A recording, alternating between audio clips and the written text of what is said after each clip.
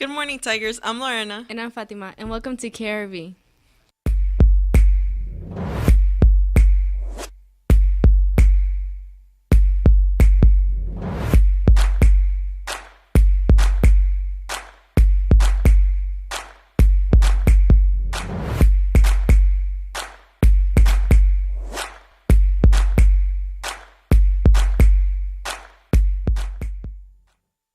To start off today, we have college acceptances from the students here in Irving. McKinley Buchanan was accepted into Texas Women's and Midwestern State University. Nancy Hernandez Elias was accepted into Stephen F. Austin, UT Arlington, and UNT. Alejandra Hernandez Solano was accepted to Texas A&M Corpus Christi and College Station. Odalis Herrera was accepted to TCU and Abilene Christian University. Saraí Rivera was accepted into Texas Women's, and last but not least, Minnie Nguyen was accepted at Texas State, UT Austin, UT Dallas, and Texas A&M College Station. Congratulations to all the seniors that got accepted. Everyone keep up the good work, and we hope to see more being accepted. Let's see what Ms. Otero has to say to the seniors. Hi, I'm Mrs. Otero, college graduation coach here at Irving High, and I want to talk to you for a few minutes about a process called verification. If you were selected for verification based upon your FAFSA application, then that means that exactly what it sounds like, that your schools will now want to verify the information that you put onto the FAFSA. Once you have completed your FAFSA and it's been processed successfully, then you're done interacting with the FAFSA people, essentially. Now you're going to begin to interact with your university or your college financial aid offices. So every communication that you'll have regarding FAFSA verification will go directly to your institution that you've been accepted to. And that's the key, accepted to.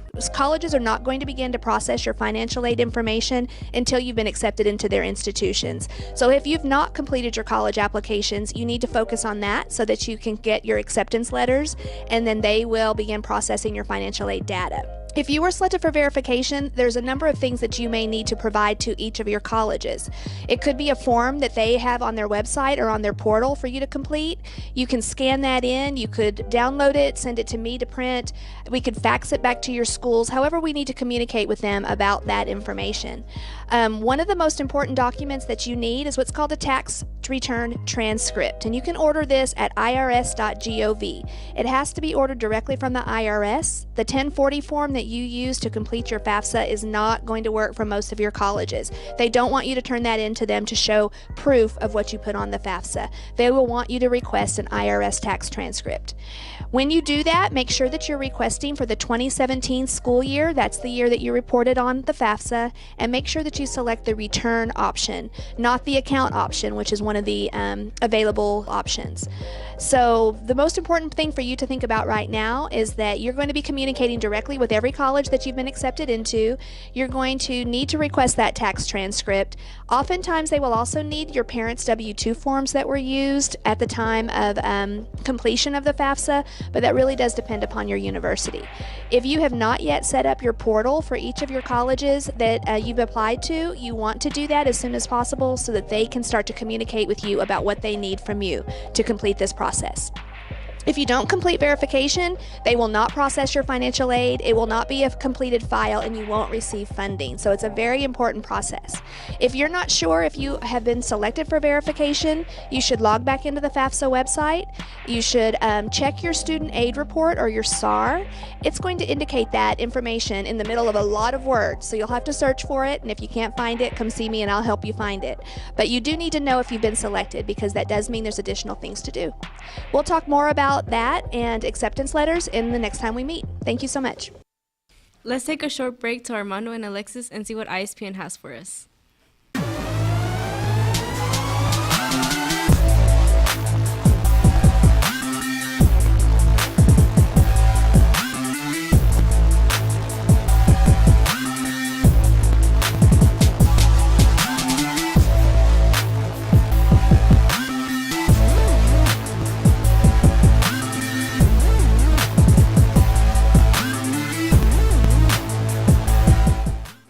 Good morning, Tigers. I'm Alexis. And I'm Armando. Let's get started. In basketball news, the boys varsity team faced Hebron and had a tough loss, 67-32. And we'll be playing Fireman Marcus at Marcus High School at 8 p.m. Make sure you go out and support. Also, the girls basketball team had their last game on Tuesday. and had a tough loss, 51-23. Let's take a look at some of the clips from girls' senior night.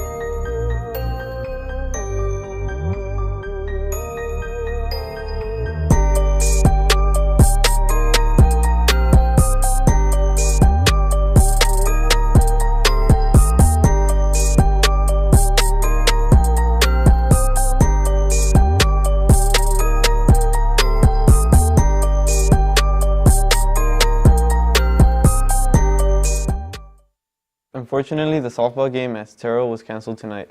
Wrestling is having their district tournament in Arlington.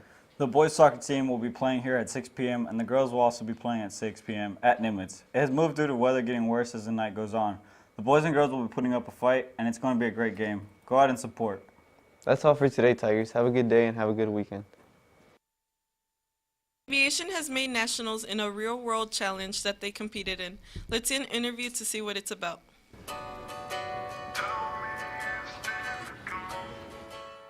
The question is, do each of us have a role, and what is our role? My name is Jason, and I'm the project manager of the Flying Tigers for the Real World Design Challenge. My name's Gabriel, and I'm in charge of the drone physics and flight. My name's Erica, and I'm in charge of the communications. My name's Stahl, and I'm one of the researchers. My name is Angie, and I'm the analysis and design manager. My name is Javier. I'm in charge of the software and hardware that goes into the UAV. My name is Caleb Fancher, and my role is the Director of Research and Design. What is the Real World Design Challenge? The Real World Design Challenge is a national competition in which students are challenged to create a design for an aircraft, a drone that can monitor plant health in an urban setting. But it has to follow all regulations and all parameters. But the thing was, it has to be in a 60-page dossier. And with that, it took many hours. But the Flying Tigers was able to complete it and submit it in the correct time. And we were able to win the Governor's Cup, and we were able to advance to this national competition. How do we think we did as a team? So for us, we started off a bit rough.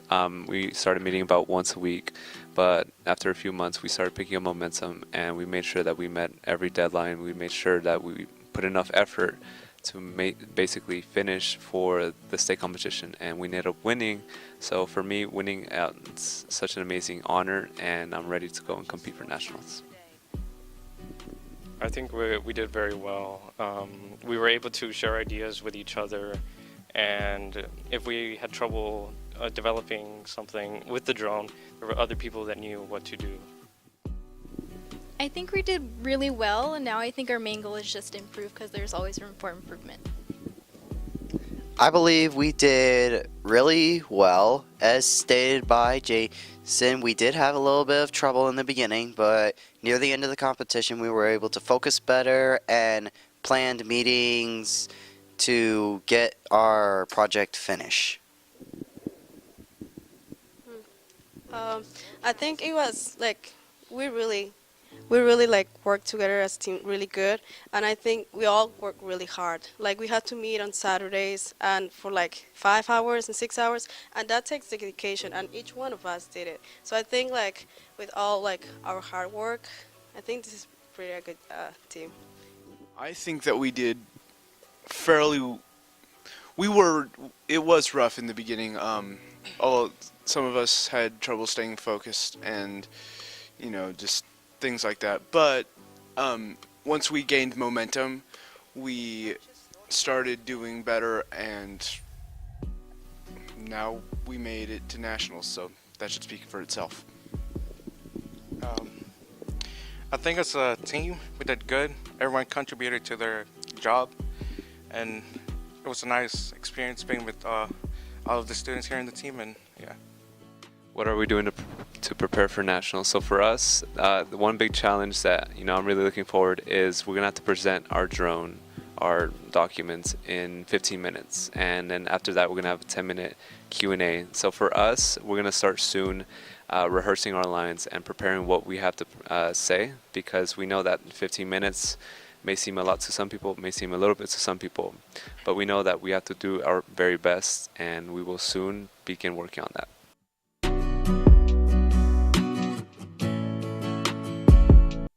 Valentine's Day is just a few days away, and we have a surprise. A surprise? Let's check out this video. Hey guys, Raising Cane's is coming back on Valentine's Day. Remember, let's keep it classy. Let's pick it up. Oh, I'm calling your mama. You probably wonder why am I here. You wanna know why? I didn't clean up after myself. I was dirty. Yeah, pick it up, pick it up. Hey, get them trays, man. Get them trays right there, dog. Hey, just because I didn't pick up my trash, now I'm over here in I-6. Now they even have to call my mom. They even had to call my mom because I didn't pick up my trash. No. You know what she did to me? You know what she did to me?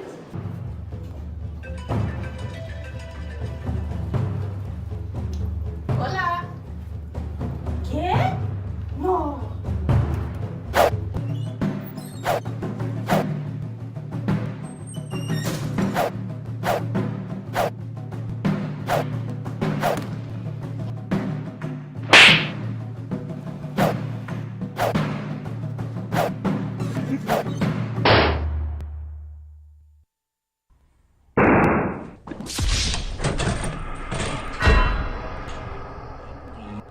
What's up, Irving High School? As y'all know, we're bringing back canes on Valentine's Day.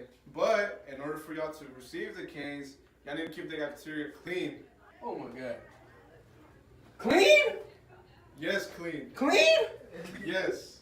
Y'all need to keep the cafeteria clean in order for us to get canes. Clean? So make sure. And yes, clean. Soldier. Soldier. Soldier. Soldier.